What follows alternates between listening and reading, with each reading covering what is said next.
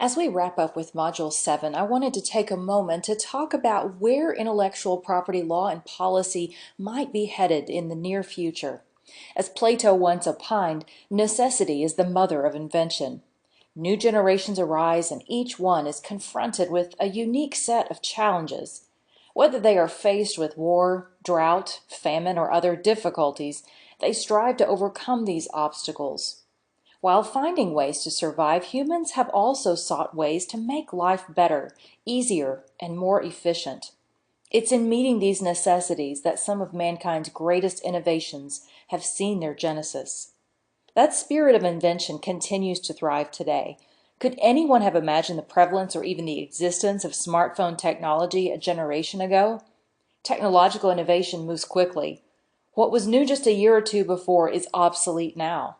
We have become a people accustomed to newer, better, and quicker everything, and the inventions just keep on coming. Researchers visualize a future in which nanobots can be deployed in the bloodstream in order to combat disease. These nanobots might be used to deliver life-saving chemotherapy with only a fraction of the side effects, or to create blood clots that might help with more efficient wound healing. Though still in its early stages, it's easy to imagine how nanobots might revolutionize human health and longevity.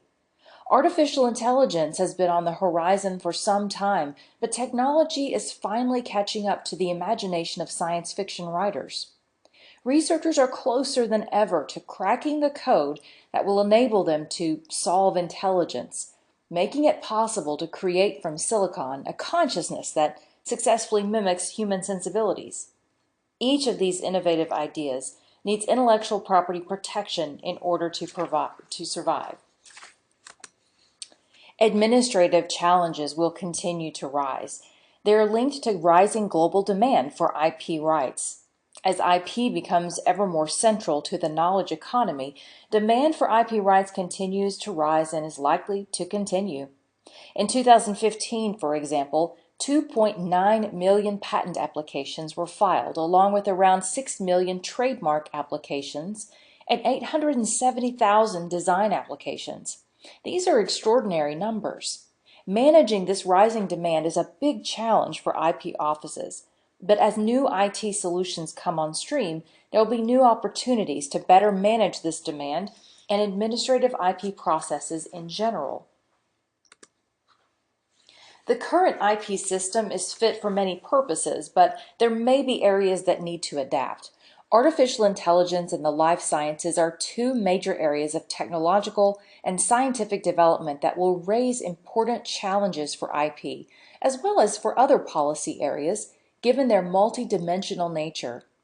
AI, for example, raises technological and economic issues ranging from incentives for the production of useful AI systems to employment displacement, and inevitably ethical and governance issues will arise from the application of IT and the life sciences in particular.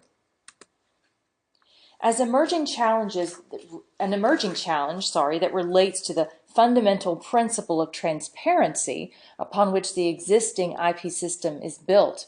Anyone can seek a patent, trademark, design, or other IP right as long as they satisfy certain conditions. One such condition involves publicly disclosing certain information about the new technology, product, or service. This makes it possible for others to find out who owns a technology, product, or service and the scope of the associated rights. The purpose is to facilitate the efficient exchange and use of these rights in support of technological development, business growth, and social progress. Transparency has always been a cornerstone of the IP system. But the trend toward privatization of functions traditionally undertaken by the public sector and the emergence of new technologies such as blockchain, which, broadly speaking, offers a secure means of record keeping, can be expected to further blur the lines between the public and the private spheres. Today, as big data gains traction and we move toward the Internet of Things, huge amounts of data are being generated. Much of it falls outside the traditional categories of the IP system. This is one of the reasons why researchers are increasingly turning to trade secrets to protect their pre-competitive laboratory work.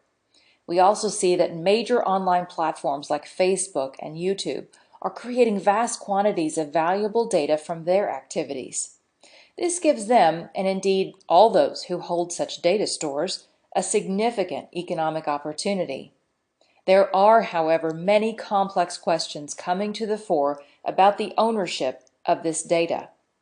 These questions also touch on privacy and security issues. For example, who owns a person's data or the data generated by a person's existence? Do we need to redefine ownership in relation to these data and the rights and obligations that attach to them?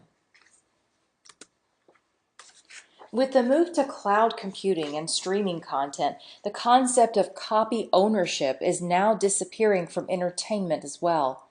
Software, motion pictures, and even music are increasingly a service provided to you. Streaming services and cloud content have their own worries. For example, what happens when you're traveling somewhere with no reliable internet access? What happens when the service provider's servers go down for days and you're paying for a service you're not getting? But the problems run deeper. The loss of ownership sends copyright law out to sea. Changes are also being discussed in Europe. Firstly, one proposal places a new general obligation on internet platforms and websites to pre-monitor user content on their website for copyright infringements. Secondly, it creates an entirely new ancillary right for news publishers, in addition to the traditional copyright of individual authors. Both of these changes try to strengthen the position of creators, but may fail to recognize the impact of the digital revolution on society and risk severely damaging both European consumer interests and the continent's small businesses. The European Commission's proposal to make platforms and websites obligated to pre-monitor all content posted by users for copyright infringements, regardless of whether the rights holder has indicated a desire to prevent use of their work, represents a paradigm shift to establish copyright practice. Up to this point, copyright law has been based on the principle that it's the responsibility of the copyright holder to enforce their own copyright. This dramatic change in liability would force websites to take a safety-first approach, inevitably leading to content that potentially doesn't infringe copyright being taken down. Similar to recent arguments about controversial Twitter users, the new copyright arrangements would leave websites as both judge and jury over millions of users' content and freedom of speech. Critically, only once content has been removed would users have the opportunity to appeal that decision, which is a huge new challenge to freedom of expression in the 21st century, but with troubling implications for online creativity. The role of trademark lawyers is moving away from a purely legal prosecution function and into the area of business strategy, driven by three primary factors: how quickly a new brand can become significant collateral for an organization, how quickly a business can globalize, and the increasing need for trademark specialists to manage more complex and nuanced applications of trademarks for brand valuation. The idea of brand value is evolving. Trademark lawyers must be concerned with everything that contributes to the protection of a brand, not just its trademarks. Protecting a brand now includes a number of issues that simply were not relevant to the role 20 years ago, such as trademarks and domain names, the use of trademarks online, trademarks used in social media handles, and trademarks being mentioned in general online commentary. Mars Incorporated, as an example, is a global manufacturer of products as diverse as pet food, chocolate, and chewing gum. Mars runs campaigns for each brand across multiple social platforms. How does it protect its trademarked brands from misuse across social channels? How does the company react if a third party represents one of its brands on Twitter or Facebook? These kinds of issues represent how the breadth of the trademark lawyer's role has expanded in the digital era.